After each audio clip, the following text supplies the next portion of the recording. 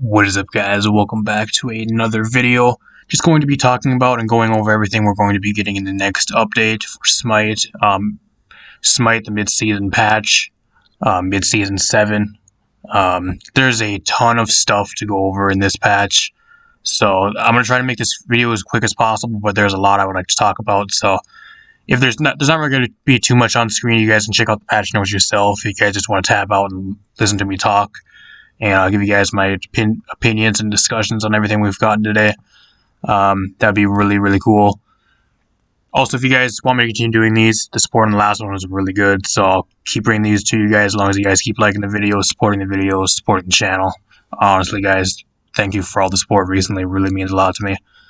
I'm gonna get right into this. We have pretty much the biggest news. Nickelodeon's partnering with Smite. We're getting a Avatar-themed battle pass in the next update, which is going to be this mid-season patch, like I said. I'm going to tell you guys right now, these Avatar skins are probably the best skins Smite has in the entirety history of the game. Like, the entire history of Smite, as long as it's been around, these are probably the best skins they've ever created. I'm telling you guys right now. They're even better than like a tier 5 skin, which they charge you like $100 or like $200 for when said and done. They're better than that. The price for this battle pass is going to be 750 gems. I'm telling you guys right now, this is probably the only battle pass that I've ever, in my entirety of playing Smite, say that I'm going to 100% instantly get for 100% sure that I'm sure going to be getting on the day it does release. So, and everybody else should as well, just to support this, because Smite's definitely doing something right with all these partnerships. They've had RWBY, they're partnering with anime, now they're partnering over here with Nickelodeon. Next thing I probably end up partnering with like NFL or like NBA or something like that. I don't know, but whatever. Really happy for them. The skins are probably the best. Like I said, probably the best skins in the history of Smite. You guys got to go check them out in game.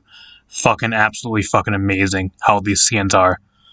And how much work. Props to everybody's work that they put in on the skins. The work definitely shows. Apparently they've been working on them for 8+ months now. That's what they said. Apart from that, we got some other skins they're going to be adding. This year's probably my next favorite one.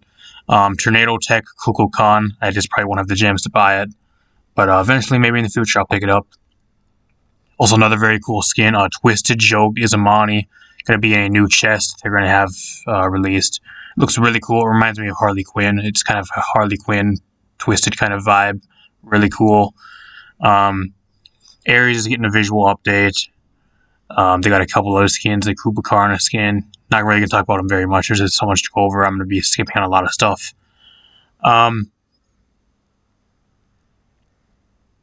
Free track on the Battle Pass, we get a decent amount of stuff. Premium track, you get all this other stuff. You get Aang, Zuko, Korra, voice packs. Like, for 750 gems, guys, the value in this pass is unfucking beatable. Like, legit. You get so much stuff. You get probably, like I said, like I think it's 3 or 4 of the best skins in the game, plus recolors on the Prestige track. Fucking unbeatable. Probably the best value in Smite's history for the Battle Pass. Mastery skins, they gave new Mastery skins, like I said. Ares visual updates. They actually did not talk about this in the update show. We heard complaints, too many report notifications. In case these reports aren't warranted, the normal playing of the matches will resolve the issue and no action will be taken against those players. Suppressing notifications for the report system doesn't detect serious infractions, which is kind of fucking annoying because currently if you get reported, even if it's like a false report, which I've had happen to me like way too much in ranked since this last update they've put out, you'll get like a notification, oh, you were reported for intentional feeding this last game, blah blah blah, even when you weren't feeding. It's because you were stuck on a team of throwers, like half the games. This should not discourage players from reporting. Nothing will happen on a view or not take action in the view reports. Repeated abuse of the system, however, mass reporting streamers falsely and individually reporting opponents in duel, etc. is a bannable offense. Highly doubt that. I highly doubt that. If that was the case, there'd be so many people already banned because a lot of people in ranked already false report their teammates just if they lose a game. Even if they don't feed, if they just fucking false report people. If that was the case, everybody would be banned pretty much. So I highly doubt that. I'm not going to talk about a bunch of these. Ranked is getting a soft reset duel. They're changing some of the fire minions in Joust and Duel. I'm not going to talk about it very much. I really don't play those modes as often anymore. A new conquest map will be arriving in Smite Season 8. So Season 8, we're getting an entirely new conquest map. We got a shitload of changes. The Jungle Shrine now is going to only take one hit for it to be fully cleared. Huge buff, huge change. Really love it. Lane minions AI is going to be changed. They're kind of less stupid in lane. Again, a very good change. They're going to be changing the Elder Harpies in lane to only one Harpy. The small Harpy is one Harpy. Okay, I'm fine with that. Gold Fury, they reduced the hitbox size and adjust the AI. That's really cool. The jungle monsters are getting a huge rework in the jungle. They're reworking the jungle for some reason. I don't know why they would even... If I were them, I wouldn't even rework anything. We're going to be getting an entirely new map for Season 8. So I really don't know why we're getting all this reworks to an old map that's going to be leaving in like 5 months. If I were them, I would just save everything they want to be putting into the new map. Just save it all for the new map. Don't even bother updating the old one, but I'm not going to complain. Certain jungle monsters are now aggressive. They'll have special attacks, stuff like that. I'm not going to go through them all specifically, because we'll be sitting here for like forever. But there's some things where they have like there's a spear attack for like the base jungle speed camp. The red buff will have a berserk mode where it'll do a lot more damage, stuff like that. Like I said, I'm not going to go through a lot of these, because otherwise I'd be here all day. If you guys want to check these out, you guys can go to the patch notes yourself. Like all this stuff got changed, even like the big monsters. I'm not going to go over to those objectives. Otherwise we'd be sitting here all day. They are actually reworking physical penetration, making it similar to magical pen, to where you can only stack a certain amount. They're capping it out at 40%. Supposedly it's supposed to be better for tanks to be able to survive, like in solo and towards late game. I don't know. They're reworking Titan's Bane, which I'm kind of pissed at because I really like Titan's Bane currently. It gives you great value for like a really small price. I really love it right now. A lot of my assassins and a lot of decent amount of hunters actually pick it up, and even you can run it on like a lot of solo laners, and it does a lot. They're reworking a new passive. The first ability cast gains 20 physical pen, so they're kind of reworking this item into more of like something going to be running on like physical based, or like ability based assassins and hunters mainly. Kind of sucks. Executioner is getting a huge nerf. They're reducing the cost, but they're decreasing the passive shred from 12 to 7 per stack. I wouldn't say it's a really huge nerf, but they're just gonna, I guess it's kind of a buff mainly, but I don't know. Atlanta's Bow, this is probably going to be one of the most broken items in the game. I'm telling you guys right now, this item right here is going to be an absolute must-buy if you're playing Arena. Atlanta's Bow. Added 20% penetration, reduce the movement speed, they remove that. It gives you a new passive. You receive a kill or assist on an enemy god, you gain Atlanta's Agility for 10 seconds. This effect increases your attack speed by 20%, and decreases the movement speed penalty for attacking, backpedaling, and strafing by 50%. Like I said, guys, this item's going to be absolutely fucking broken. I can even see this in Conquest being really like a top tier item, like late game. It's going to be that fucking good. I don't know. Everybody's kind of shitting on it. It's going to be, oh, it's maybe a situational pick, blah, blah, blah. I'm telling you guys right now, at least in Arena, it's going to be a must-buy, like, steamroll pick for hunters. Even in Conquest, in like late game, I can see it doing a lot. They're increasing the cost of Rage by hunters. So now at a full max build, it'll cost 1,000 instead of 900. I really don't care. I don't even build it anyways myself. Silver Branch Bow. Bow is actually getting a bit of a buff. They're going to be increasing the passive from 1.5 to 2 stacks. 8-pointed Shurikens getting a bit of a nerf. That's the stage 2 of the Shuriken tree. They gave us a new item. Since they took away the... I think they gave us some anti-heal for crit. So there's actually brand new item. Enemies hit by your critical strikes have 40% reduced healing and regeneration for 8 seconds. I'm telling you guys right now, you're going to be able to fucking just shred tanks. The sustain meta is gone for tanks. Like, I'm really scared for things like King Arthur, Shock. A lot of the tanks that really rely on self-sustain, like all the self-sustain items are gone for like most of the solo laners. it's going to be kind of one of those things where you either do more damage and you kill before you get killed, or you kind of just lose like all your 1v1s and solo lane. It's another thing for an entirely different video, but I kind of just want to get out of this, especially with this item. Like, this item's really going to fucking shred tanks, and this makes this pretty much where you can't even self-sustain with tanks. And they removed Glad Shield. They completely reworked Glad Shield, which I'll talk about in a little bit. Poison Star, they buffed Poison Star. They made it a little bit more, gives you a little bit more power. And Wind Demon is going to be getting a 10% physical pen, in addition to the attack and move speed now, so a little bit of a buff. Soul Eater, decreased the cost of Soul Eater, which is great. I think it's still one of the best lifesteal items in the game, especially for like ability-based assassins. I love running it on Fenrir. It gives you so much value. Decrease the power slightly and remove 200 mana. Added 10% physical pen, and now gains 5% ability lifesteal even before the stacks are completed. So that's huge. Evolved Soul Eater actually decreased the power from 60 to 40, removed 200 mana, added 10% physical penetration, and increased the physical lifesteal from 15 to 20%, so you're going to be getting like a lot more heals. It seems like a huge nerf, but I think it's going to end up being a buff for a lot of specific ability-based hunters and junglers. Heartseeker is going to be getting a bit of a buff. They're going to decrease the cost, so now it's not going to cost 1900 at full level. It's going to be, I think, like 1700, which is fine with me. A lot easier to build, and you can get it a lot quicker. That's always fine with me. Fail Not gives you 10% physical pen. Huge buff. Not one of the most common items, but it's a huge buff. Masumin, similar stats can be on Hammer, whatever. They got rid of it, I think. That's pretty much what it is. The Serrated Edge, new item, Serrated Edge. 2400 gold, 40 physical power, 10% lifesteal, 10% movement speed, and all three of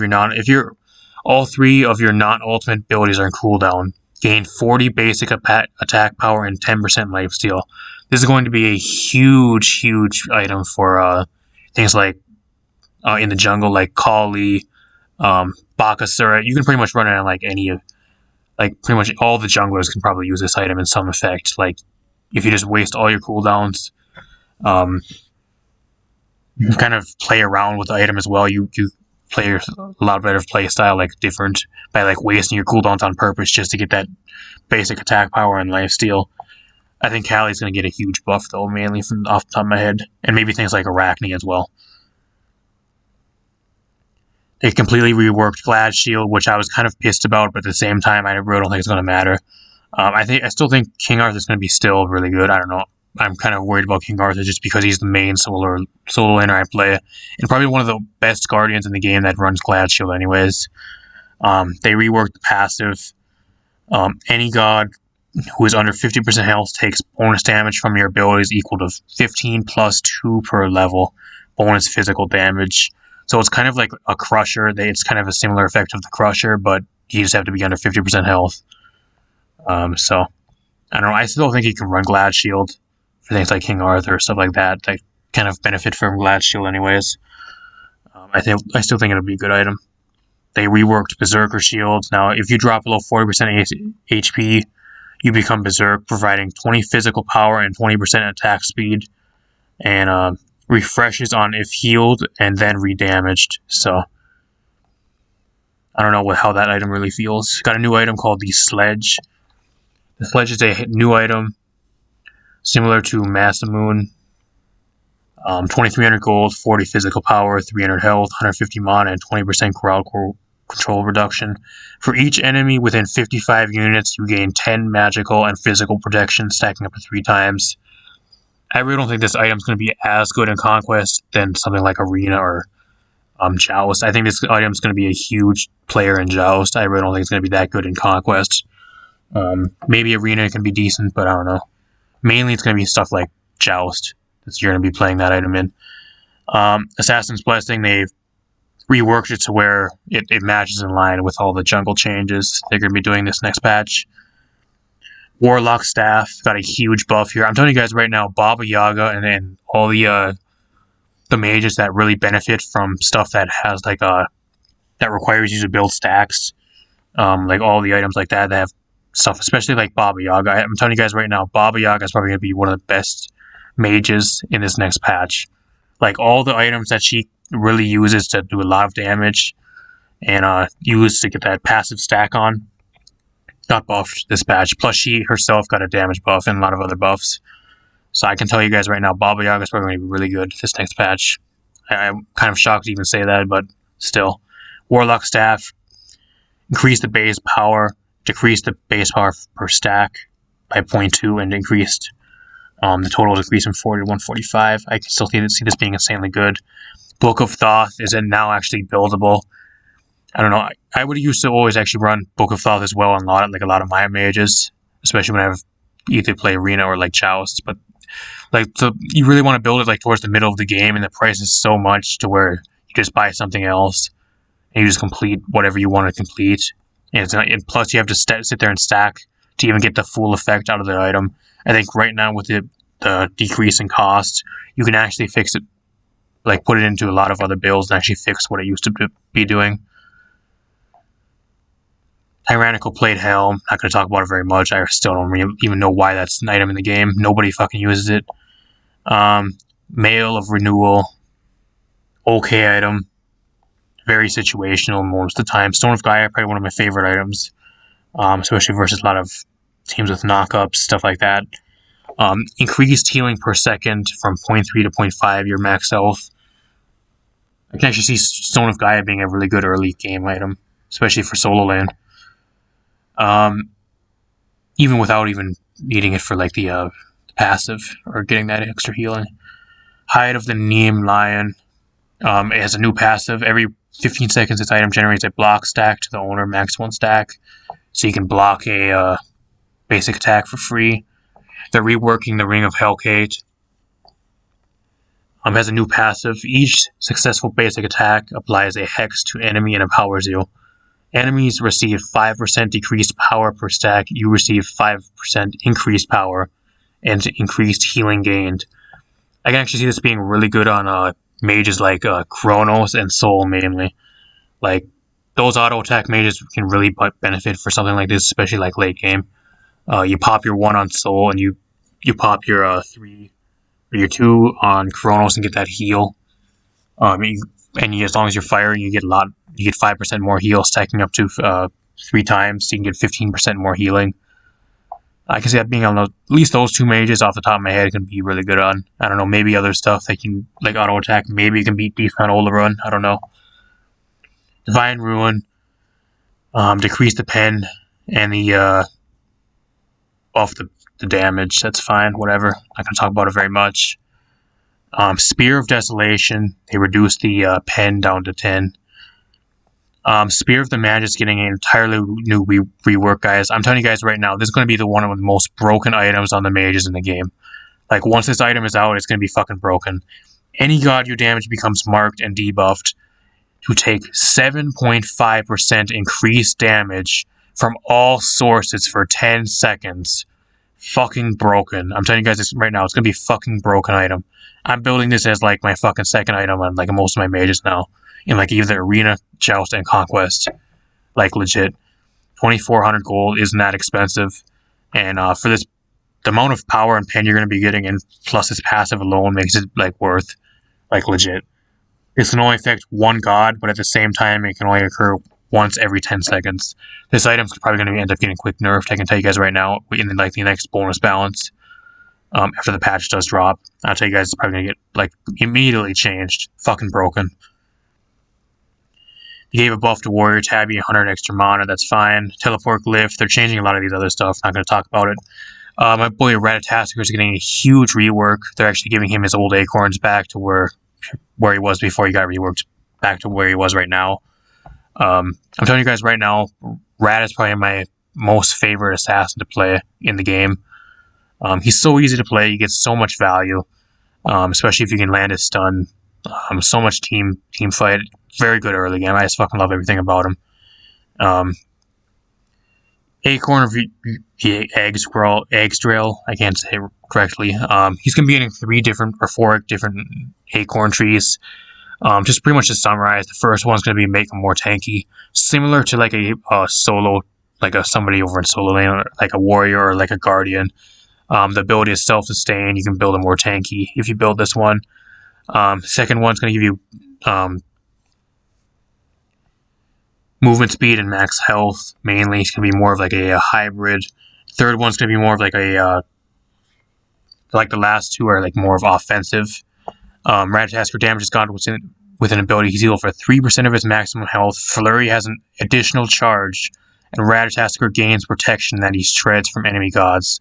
So if you shred protections with Flurry, all those protections that you do that shred off the other gods, you gain those. So it can make you very tanky, and plus you have 2 charges on Flurry. Very interesting. And Nestle Acorn, 700 gold. I think that's the first one. Bristle Bush Acorn. Dart now deals 40% increased damage and can crit. This here might actually be the one I actually end up using a lot. I can see myself using this like a decent ton. It'll have to give me. I have to get used to probably using a lot more basic attacks. I don't know. I kind of play them ability based. Just use like basic attacks for like chip damage, but I can see myself definitely using Bristle Bush.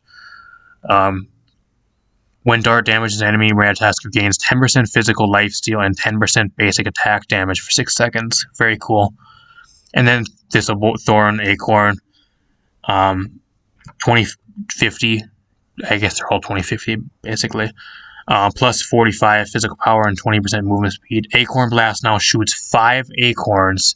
Enemies hit by Acorn Blast are marked and take 5% increased damage from Rat's abilities. Definitely probably the best Acorn out of all of them if you want to run like an offensive Rat. Probably going to be the one I'm running the most as well. This also means if you shoot 5, but you only need to land 3 acorns still to get his full stun. So you can actually stun anybody from like a decent amount away now. You don't have to be like right up on somebody to get like the full stun duration. You can actually be like slightly far away from them. I'd say like in auto attack, like ranged hunter attack distance away, and you can still get the full stun. So it gives them a lot more utility. I'm really looking forward to the Ratatasker buffs. I really do. They're going to be buffing out Kwong. I don't know. El Kwong I still think is one of the worst gods in the game. Even with these buffs, I think he's going to do nothing. Like, he runs ability-based items, and he doesn't really do anything else. If your team steals your kills from you, you fucking do nothing. He gets locked down way too easy. I don't know. His mobility really isn't that good. They're buffing Apollo again. I actually think Apollo is going to be decent this next patch. I don't think he's a top tier hunter, but I think he'll be definitely decent. Ardio's getting a couple buffs. I mean, Ardio's still going to be that god, like in the Guardian role, even like support, even solo. I don't think he's really going to do much for her. Baba Yaga, probably going to be one of the best mages in the game after this next patch. I'm telling you guys right now, with all the item changes that are all favored towards what she usually builds, and a lot of the item reworks and new passives for a lot of the items she does build, I think she's going to be a top threat in this next patch. They're increasing her base damage at lower levels for Baba's Brew, so she's able to clear lanes a lot better. Home Sweet Home increases the shield at lower levels. I think it's the first level, so she has a lot more tankiness when she's at level 5. Really cool. They're buffing Bakasura. I actually really don't even know why they're buffing Bakasura. I think Bakasura right now is probably like top 3 best junglers in the game currently. Like, he's legit fucking broken. They buffed Golden Blade, and they took Golden Blade's down the cost from I think 2100 down to 1900. So he's able to build Golden Blade like 5 minutes into the game now. I don't know. I don't even know why they're buffing Bakasura. I really don't. He's fucking broken. Like, you can solo, if you're a good Bakasura, you have at least like decent game awareness and ranked conquest at lower tiers, you can legit solo carry games with Bakasura. That's how fucking broken he is. I would not even consider buffing him, but for some reason they're going to over here and buff him. Baron Somni gets a little bit of damage buffs. Really good for him. Kabrakan now does an initial tick of damage immediately upon casting. Whatever, Kabrakan's still fucking garbage. Cerberus getting a decreased cooldown on Soul Explosion and Paralyzing Spit. Do I think he's going to still be decent? I think he's going to be solid, but not like top tier. Chiron, probably one of the most underwhelming hunters in the game, still after these buffs. Cthulhu's finally getting some type of nerf again. Can no longer use relics while in his ultimate, which shouldn't have even been a thing upon release. Like, they're over here buffing this like almost a month later now, or nerfing this a month later. Why was that even a thing? I have no idea. Cupid's getting a small buff, mainly going to help him clear lane a lot better. Doesn't really do anything apart from that. Medusa's getting some huge buffs this patch. Viper Shot now has 4 charges at all ranks. Increase the scaling from 10 to 12.5%. Huge buff. Acid Spray scaling 70 to 80% and increase the range from 40 to 45%. Or 40 to 45 units. And increase the increased root duration from 0.5 to 1 second on Lacerate. Huge buff. I actually think we can see Medusa being one of the top tier ability based hunters over in Duel. Mulan's getting a bit of a buff, which I'm really proud of just because I really play a lot of Mulan. I still think she's kind of underwhelming if you can't play her to like best of her ability. Increase the training speed from 300, 700, 1500 to 200, 500, and 1200. Damage done with her grapple. Huge buff. Divine Mastery. Increased arrow scaling from 50 to 60%. So she's going to be doing a lot more damage on her ult at level 5. Huge buff for Mulan. Do I think she's going to be top tier after this? Probably not, unless you can play her like top tier playstyle, whatever. Neith is getting some huge buffs. Finally, Neith is probably one of the like most boring hunters. I wouldn't say she's bad, but she's just fucking boring to play. The animation and travel time for this ability has been sped up by 25%. Huge buff. All enemies in Neith's base skin weaves model, even if Neith has a skin equipped. So now they're all going to see the same thing. Unravel. Decreased attack speed debuff from 30%, 18, 21, 27, now to 30%. This ability now steals attack speed from enemy gods only, decreasing their attack speed and buffing Neith by the same amount. Hitting multiple gods on a buff will only apply 1 stack. Whatever. Cool buff for Neith. Slice and Dice for Nemesis is going to be getting a damage buff towards the more of the later game and early game. Slight buff, but it's only 10 damage per level, but still not too bad. I actually think Neith is probably one of the better junglers currently. It all depends how you run it, though. That is, she's kind of more team dependent currently. Like if they have like a lot of leaps and like stuns and a lot of CC, she really doesn't work too well. But if they have like a lot of like a team that really doesn't have too much mobility, she just fucking eats those types of teams alive. Ola Run increased the damage on Overflowing Divinity, and they increased the damage per shot from 20 to 30%. I still think Ola Run's going to be one of the worst auto attack mages in the game. Set's going to be getting some buffs. After this, do I still think Set's going to be one of the more underwhelming assassins? Yeah. Like, he takes too much skill to, and, like, overall, like, he takes too much to pull off and play him perfectly, is what I'm trying to say. I don't know. There's, like, really no reason to play him over, like, a lot of the other assassins and junglers currently, just because they take a lot less skill and a lot less effort to play, and they get just the same amount of value than playing Set. It's kind of his problem currently, in my honest opinion. Relentless increased the passive duration from 5 to 6 seconds. That's fine. I don't know. A few small buffs. Do I think it's really going to push him in the right direction? Maybe. I still think it's going to be a little bit underwhelming. If we ain't talking like pro play. Sun Wukong is getting a bit of buffs. Increase the HP where his passive triggers from 40 to 50. And increase the duration of his passive self-buff. Above 50% from 10 to 12 seconds. And they're going to be giving a 1.4 second stun on his 72 transformations at all ranks. They're buffing Sylvanas damage, not going to talk about it anymore. They're going to be buffing Thos damage to lane minions. And giving him slight fall off past 55 ranged units. Okay, whatever. Do I think he's going to be top tier mage? No. Unfortunately, I still think Thoth is probably one of the worst mages in the game still after this patch. And Ymir is going to be getting a buff to Frostbite, increased duration from 4 seconds to 6 seconds, and increased damage reduction from 10 to 15 seconds. Huge buffs from Ymir. I don't know, I think he's actually probably one of the more solid Guardians currently. I see him doing a lot better than I used to see him doing before all these buffs he's been getting. I don't know. Hopefully, he can keep pushing me in the right direction. I think he's on the road to being a key staple over in duo lane and probably for the most of the Guardians. That's all we got, guys. Let me know what you think in the comment section down below over everything went over. I know I kind of rushed through some of the stuff towards the end, but there's a lot of stuff to talk about, and I really don't have that much time to record. I just have to record another video as well, get that pre-recorded. But if you guys did enjoy this, let me know by leaving a like, subscribing to the channel, and I'll see you guys in a future video. We also got a Paladins update show, possibly. I'm pretty sure it's next week. So stay tuned for that, guys. Going to be a lot of shit to talk about. I'm going to tell you guys right now, Paladins, if they have even at least like half of this, I'm going to be really surprised. Like, for a mid-season update for Smite, like, this is fucking like almost 3 pages of update notes. Or I think it's even like 4 or 5 even. Like, I'm even going to be surprised if we get like 2 pages of like update notes for a Paladins like mid-season update. I know we're going to be getting a battle pass and maybe a new god, I don't know, or a new champion, possibly. Hopefully we do, I don't know. But mainly it's going to probably be a battle pass and maybe some balance. I don't know. You think they'd give us more for a mid-season update for Paladins? But I'm kind of gritting my teeth that they're probably not going to give us that much. Just judging on how lazy they've been lately. Like, legit, the only thing they've really like released and gave us new is a skin for Drogos. They gave us a new mount and a new skin for Drogos. But catch this.